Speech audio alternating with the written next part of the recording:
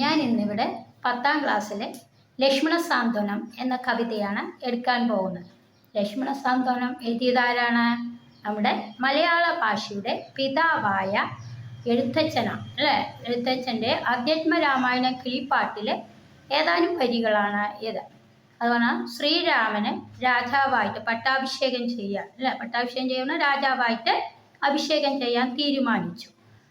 ആ തീരുമാനിച്ചപ്പോൾ അതിനെ മുടക്കി ആര്?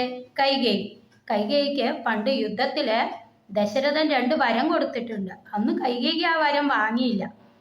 അതേ കൈകേയി പറഞ്ഞു ഞാൻ പിന്നീട് അത് വാങ്ങാൻ അല്ലേ. പക്ഷേ കൈകേയി ആ സന്ദർഭം വന്നപ്പോൾ ഭരതനെ, തൻ്റെ മകനായ ഭരതനെ രാജാവാക്കാൻ വേണ്ടി കൈകേയി എന്ത് ചെയ്തു? എനിക്ക് ഈ സമയത്ത് ശ്രീരാമനെ രാജാവായിട്ട് അഭിഷേകം ചെയ്യുന്ന സമയത്ത് ആ വരം ചോദിക്കുക.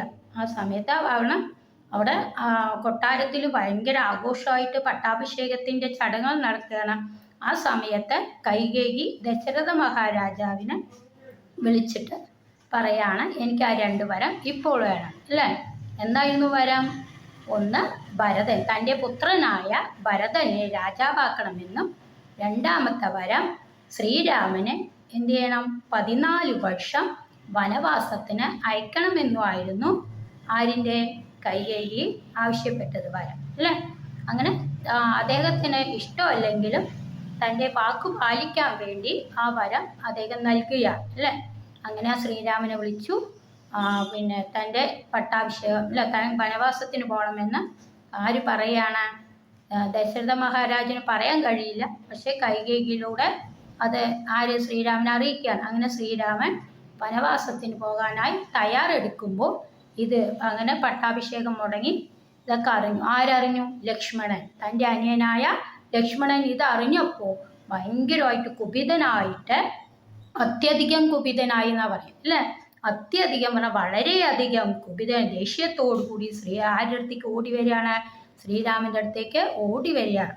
അദ്ദേഹത്തിന് നല്ല യുദ്ധം ചെയ്യാനും എന്തിനും നല്ല കഴിവുള്ള വ്യക്തിയാണ്. അദ്ദേഹം പറയണേ ഞാനിതൊക്കെ യുദ്ധം ചെയ്ത് നേടിത്തരാം അല്ലേ എന്നൊക്കെ പറയാം. എന്നിട്ട് ഈ പട്ടാഭിഷേകം മുടങ്ങില്ല, തനിക്ക് ശ്രീരാമനെ തന്നെ രാജാവാക്കണം എന്നൊക്കെയാണ് ലക്ഷ്മണന് ഇഷ്ടം.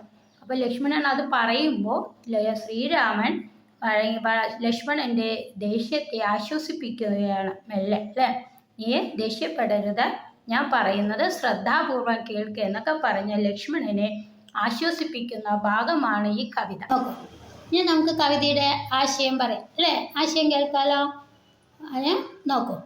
വത്സ സൗമിത്രേ കുമാര നീ കേൾക്കണം അല്ലേ. വത്സ സഹോദര, സൗമിത്രേ പറഞ്ഞാൽ ലക്ഷ്മണനെ പറയാണ് ശ്രീരാമൻ സൗമിത്രേന്ന്. എന്തുകൊണ്ടാണ് സൗമിത്രേ പറയുന്നത്? ലക്ഷ്മണൻ സുമിത്രയുടെ പുത്രനാണ്. സുമിത്രയുടെ പുത്രൻ സൗമിത്രേ എന്ന് പറയുന്നു. അതുകൊണ്ടാണ് അല്ലേ. വത്സേ സൗമിത്രേ കുമാരാണ് അനിയ അല്ലേ. അല്ലെങ്കിൽ നമുക്ക് ഇഷ്ടപ്പെട്ടവരെ നമ്മൾ വിളിക്കില്ലേ, അതുകൊണ്ടാണ് കുമാര നീ കേൾക്കണം. എന്താണ് നീ കേൾക്കേണ്ടത്? മത്സരാദ്യം വെടിഞ്ഞെന്നുടെ വാക്കുകൾ അല്ലേ. നീ ആദ്യം ആ മത്സരങ്ങളൊക്കെ, നീ കുറേ മത്സരങ്ങളുണ്ട് അല്ലേ, ആദ്യം അത് ഉപേക്ഷിക്കുക. എന്താ ഇവിടെ മത്സരം എന്നുകൊണ്ട് ഉദ്ദേശിക്കുന്നത്? അല്ല, ലക്ഷ്മണൻ ഭയങ്കരമായിട്ട് അമിതമായി കോപിച്ചിട്ട് വരാം അല്ലേ. അവരോട് യുദ്ധത്തിലെങ്കിൽ യുദ്ധം, രാജ്യം വീണ്ടെടുക്കണം എന്നൊക്കെ ചിന്താഗതിയിലാണ് ലക്ഷ്മണൻ വരുന്നത്. അപ്പം നീ ആദ്യം അതൊക്കെ ഉപേക്ഷിക്കേ. അതാണ് മത്സരാദ്യം തുടങ്ങിയ. അതൊക്കെ വെടിയ പറഞ്ഞെന്താ? ഉപേക്ഷിക്കുക. വെടിഞ്ഞെന്നുടെ വാക്കുകൾ, നീ എൻ്റെ വാക്കുകൾ ശ്രദ്ധയോടെ കേൾക്കേ അല്ലേ. എന്നിട്ട് നീ ദേഷ്യം മാറ്റ അല്ലേ. നിന്റെ ദേഷ്യം ഉപേക്ഷിക്കേ. ആദ്യം ഉപേക്ഷിച്ച് എൻ്റെ വാക്കുകൾ നീ ശ്രദ്ധയോട് കേൾക്കൂ. നിന്നുടെ തത്വം അറിഞ്ഞിരിക്കുന്നു മുന്നവേ ഞാനടോ അല്ലേ. നിന്റെ തത്വം പറഞ്ഞെന്താ? നിന്റെ മനസ്സിൽ എന്താണെന്ന് ഞാൻ അറിഞ്ഞിരിക്കുന്നു. അത് മുൻപേ തന്നെ എനിക്ക് നിന്റെ മനസ്സിൽ എന്താണ് ഉള്ളതെന്ന് അറിയാം. അതാണ് ശ്രീരാമനോട് അമിതമായ വാത്സല്യം ലക്ഷ്മണനുണ്ട് അല്ലേ. അതുകൊണ്ടല്ലേ ലക്ഷ്മണൻ യുദ്ധം എന്ന് പറഞ്ഞ് മുന്നോട്ട് വന്നിരിക്കുന്നത് അല്ലേ. അതുകൊണ്ടാണ് പറയുന്നത് നിന്നുടെ തത്വം അറിഞ്ഞിരിക്കുന്നു, നിന്റെ മനസ്സിൽ എന്താണെന്നുള്ളത് ഞാൻ അറിഞ്ഞിരിക്കുന്നു. മുൻപ് തന്നെ ഞാനടോ അല്ലേ, ഞാൻ അതെല്ലാം മനസ്സിലാക്കിയിരിക്കുന്നു. നിന്നിലുള്ളിൽ എപ്പോഴും എന്നെക്കുറിച്ചുള്ള വാത്സല്യ പൂരവും. നിന്റെ ഉള്ളില്, നിന്റെ മനസ്സില്, ഉള്ളു പറഞ്ഞെന്താ മനസ്സ് അല്ലേ, നിന്റെ ഉള്ളിലെ എപ്പോഴും എന്നെക്കുറിച്ചുള്ള വാത്സല്യ പൂരവും. വാത്സല്യം പറഞ്ഞ സ്നേഹം, പൂരം പറഞ്ഞ നിറയെ. നിന്റെ മനസ്സിൽ അമിതമായി സ്നേഹം, എന്നോട് അമിതമായ സ്നേഹം ഉണ്ടെന്ന് എനിക്ക് അറിയാം. അത് എപ്പോഴും ഉണ്ട്, നിന്നുള്ളിൽ എപ്പോഴും എന്നെക്കുറിച്ച് അമിതമായ സ്നേഹമുണ്ടെന്നും എനിക്കറിയാം. നിന്നോളമില്ല മറ്റാർക്കും എന്നുള്ളതും അല്ലേ, നിന്റെ അത്ര സ്നേഹം ഈ ലോകത്ത് ആർക്കുമില്ല അല്ല. ശ്രീരാമനോട് അത്രയും സ്നേഹം ലക്ഷ്മണന് മാത്രമേ ഉള്ളൂ. അതാണ് നിന്നോളമില്ല മറ്റാർക്കും എന്നുള്ളതും എനിക്കറിയാം. നിന്നാൽ അസാധ്യമായി ഇല്ല ഒരു കർമ്മവും, നിന്നെ കൊണ്ട് അസാധ്യമല്ലാത്തത്. അതുകൊണ്ട് ലക്ഷ്മണൻ എന്ത് കാര്യം സാധിക്കാൻ, എന്ത് പറഞ്ഞാലും കാര്യം സാധിച്ചു കൊടുക്കും അല്ലേ.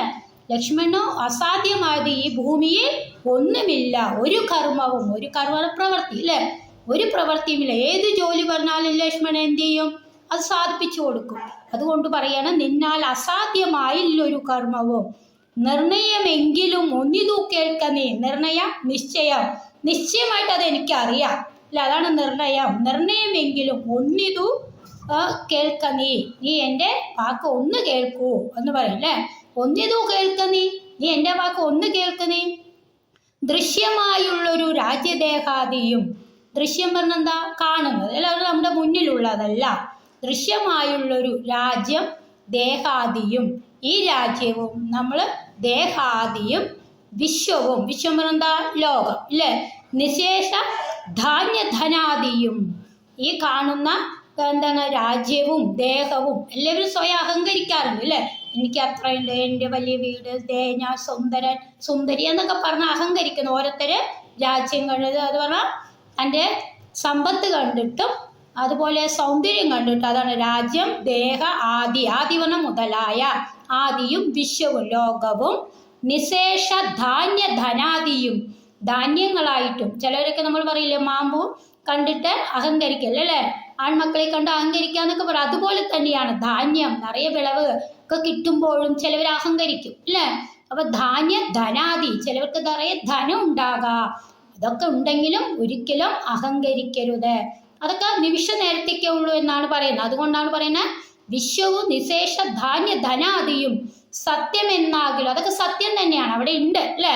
സത്യമെന്നാകിലും തൽപ്രയാസം തവ യുക്തമതല്ലായി എന്തതിനാൽ ഫലം. അതൊക്കെ സത്യമെന്നാകിലും തൽപ്രയാസം, നിന്റെ പ്രയാസം, തവ നിന്റെ, തവ പറഞ്ഞാ നിന്റെ, യുക്തമതായില്ല അതല്ല സത്യം അല്ലേ. എന്തതിനാൽ ഫലം, അതെല്ലാം സത്യമല്ല, അതൊക്കെ മിഥ്യയാണെന്ന് പറയും അല്ലേ. അപ്പൊ അതൊക്കെ അതിനെ കൊണ്ട് എന്താണ് ഫലം, നമുക്ക് അതൊക്കെ നേടിയിട്ട് വല്ല കാര്യമുണ്ടോ. എപ്പോഴും നമ്മൾ ആ സ്വത്തും കൊണ്ട് പോകും അല്ലേ. ആ സ്വത്തും ശരീരമൊക്കെ നമുക്ക് എന്നും നമ്മൾക്ക് ഉണ്ടാകില്ല അല്ലേ എന്ന് പറയാണ്. അത് പറഞ്ഞാൽ ഈ രാജ്യവും ഈ ധനവും ധാന്യമൊന്നും എന്നും നമുക്ക് കിട്ടില്ല അല്ലേ. അതുണ്ടായിട്ടും അതിന് എന്താണ് ഫലം ഉള്ളത്. ഭോഗങ്ങളെല്ലാം, ഭോഗം പറഞ്ഞാൽ ഈ സുഖം, ഭോഗം പറഞ്ഞാൽ സുഖം. ഭോഗങ്ങളെല്ലാം ക്ഷണപ്രഭാചഞ്ചലം. എന്താ ക്ഷണപ്രഭാചഞ്ചലം പറഞ്ഞാൽ ഇടിമിന്നൽ. നമ്മൾ ഇടിമിന്നൽ കണ്ടിട്ടുണ്ടോ, ഇങ്ങനെ വളഞ്ഞും കൊണ്ട് വരും അല്ലേ. ഇങ്ങനെ ഇടിവെട്ടുമ്പോൾ പെട്ടെന്ന് ഇങ്ങനെ മുന്നിലേക്ക് വളഞ്ഞും കൊണ്ട് ഇങ്ങനെ വരും. നമ്മൾ കണ്ണ് ചെമ്പി തുറക്കുന്ന മുന്നേ എന്ത് ചെയ്യും, ഇടിമിന്നൽ പോയിട്ടുണ്ടാവും അല്ലേ.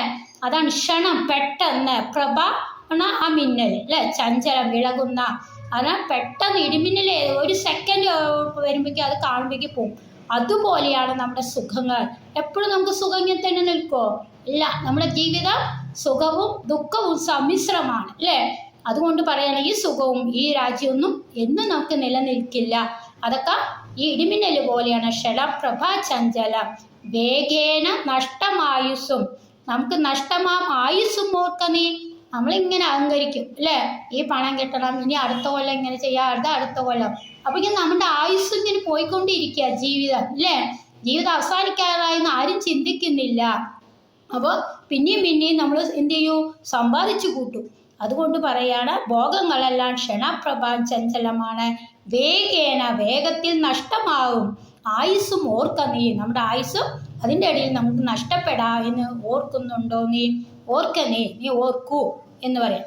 അന്യം വന്യസന്തപ്ത ലോകാസ്തംഭു ബിന്ദുന സന്നിപം മർത്യജന്മൻ ക്ഷണഭംഗരം.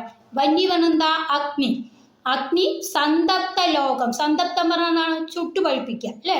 നമ്മൾ ഇരുമ്പൊക്കെ ഈ തീയിലിട്ട് ഇങ്ങനെ ചുടാറുണ്ട് അല്ലേ. നമ്മൾ പല പണിയായുധങ്ങളൊക്കെ ഉണ്ടാക്കാൻ നമ്മൾ ചെയ്യുന്ന കണ്ടിട്ടില്ല, ആയുധം പണി ചെയ്യുന്നതൊക്കെ. അതുപോലെ അതിലേക്ക്, അതുപോലെ ചുട്ടുപഴുത്തായ ആ ലോകത്തിലേക്ക് എന്തേന്നു അമ്പു പറഞ്ഞെന്താ ജലം. ഒരു തുള്ളി ജലം ഒറ്റിയാൽ അത് എത്ര വേഗം പോകും? അവിടെ നിൽക്കുക ജലം അല്ലേ. തീ ചുട്ടുപഴുത്ത നിൽക്കുന്ന ലോകത്തിലേക്ക് ഒരു തുള്ളി വെള്ളം വീണാൽ അത് ഒരു സെക്കൻഡ് കൂടി വേണ്ട അല്ലേ, അത് അവിടെ നിന്ന് പോവും അല്ലേ. അതുപോലെ ആ ഒരു തുള്ളി, അമ്പു പറഞ്ഞ ജലം, ബിന്ദു പറഞ്ഞ ഒരു തുള്ളി അല്ലേ. ഒരു തുള്ളി വീണ് കഴിഞ്ഞാൽ എന്തേന്നു സന്നിപം. അതുപോലെ സന്നിപം പറഞ്ഞാൽ തുല്യം. അതുപോലെ അതിന് തുല്യമാണ് നമ്മുടെ ജീവിതം. ഇരുമ്പ് തുള്ളി എന്ന ചുട്ടുപഴിപ്പിച്ച ലോകത്തിലേക്ക് ഒരു തുള്ളി വെള്ളം വീണാൽ എത്ര വേഗമാണോ അത് മാഞ്ഞു പോകുന്നത്, അതിന് തുല്യമാണ് നമ്മുടെ ജീവിതം. സന്നിപം പറഞ്ഞാൽ തുല്യം.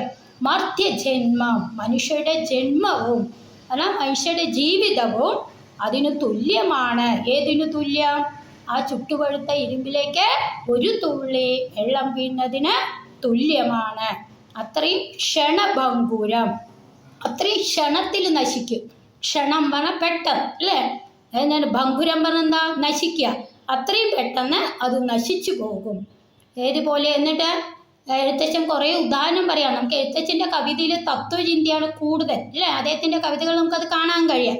അപ്പോൾ ആ തത്വചിന്തകളിലേക്ക് അദ്ദേഹം കടക്കുകയാണ്. ഏതുപോലെയൊക്കെയാണ് നമ്മൾ നോക്കും നമ്മുടെ ജീവിതം ഉള്ളത് എന്ന് പറയുന്നത്.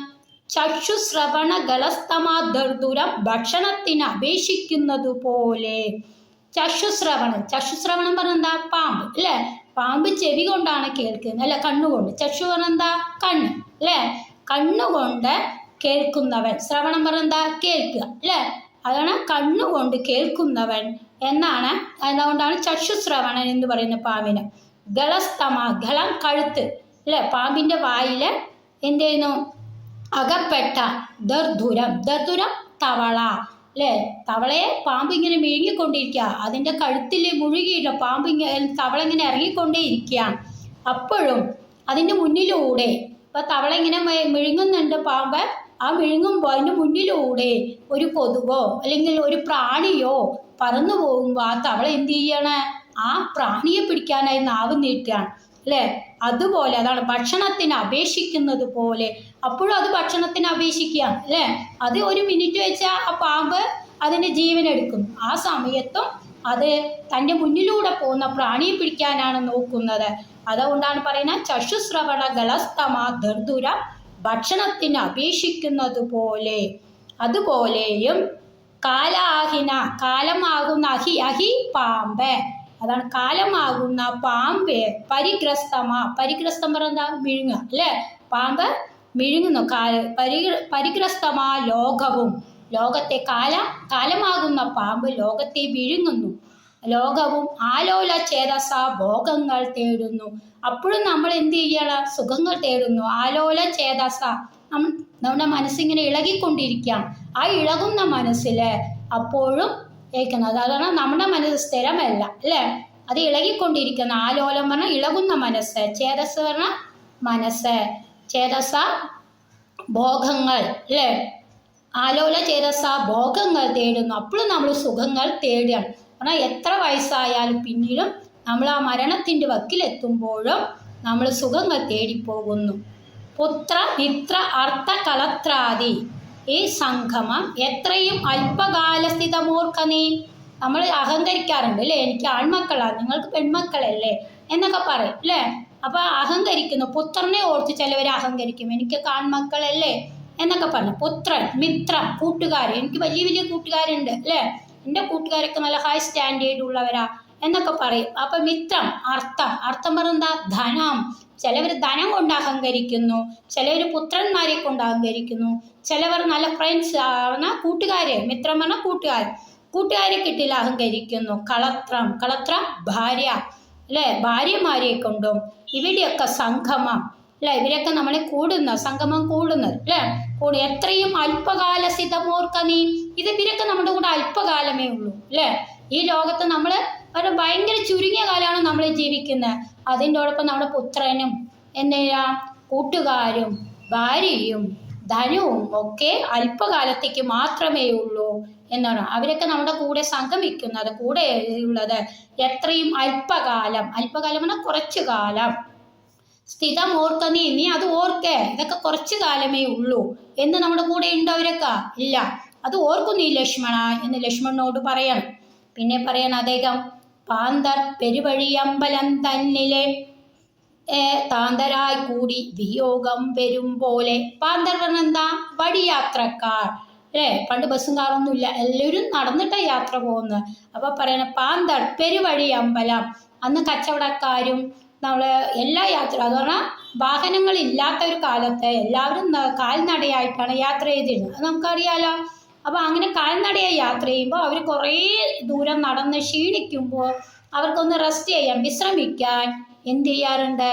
അവിടെ ഒരു സത്രങ്ങൾ കെട്ടിയായിരുന്നു. പറഞ്ഞാൽ വഴിയമ്പലം പറഞ്ഞാൽ സത്രം അല്ലേ? നമ്മൾ സത്രപ്പടി എന്നൊക്കെ എപ്പോഴും പല സ്റ്റോപ്പുകളൊക്കെ നമ്മൾ കേൾക്കാറുണ്ട്. ഗുരുവായൂർ അമ്പലത്തിലൊക്കെ പോയ സത്രം എന്ന് അവിടെയൊക്കെ ഉണ്ട് അല്ലേ?